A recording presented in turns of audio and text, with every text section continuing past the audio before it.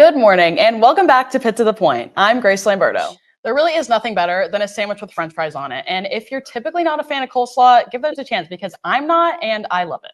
On the afternoon of November 30th, 2021, then 15-year-old Ethan Crumbley entered Oxford High School in Michigan armed and shot 12 people. This week, we have learned the sentencing of Crumbley's parents, James and Jennifer.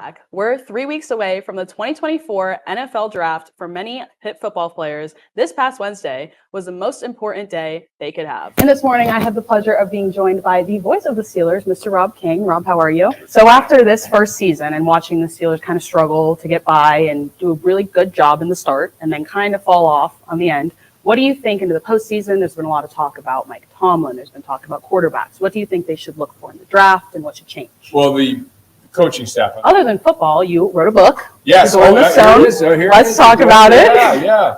So what was the process like? Has writing always been a passion and you just decided to pursue it? It has. Major League Baseball clubs have reported to spring training this week. Pitchers and catchers reported to their training locations this Monday, with the rest of the team following shortly after. I got to talk to columnist from the Pittsburgh Post-Gazette, Jason Mackey, about what he thinks the Pirates should focus on in spring training. The Pirates will play their first spring game on February 22nd against the Baltimore Orioles. First pitch will come at 1:05 p.m.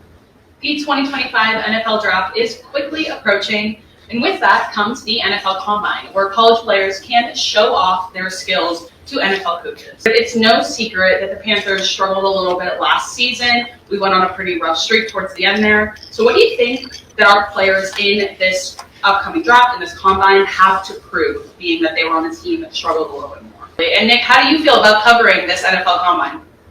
I love it. It's my favorite event of the year. I know that this whole facility was built while you were still in school. So how did that kind of keep you at Pitt? Yeah, it was really. The Philadelphia Eagles and Kansas City Chiefs will meet at Super Bowl 59 on Fox this Sunday, February 9th at 6:30 p.m. I personally am very excited to tune into this Super Bowl 59 on Fox. And just for this weekend, I'm going to be a Philadelphia Eagles fan. The NHL will be hosting the Four Nations Tournament.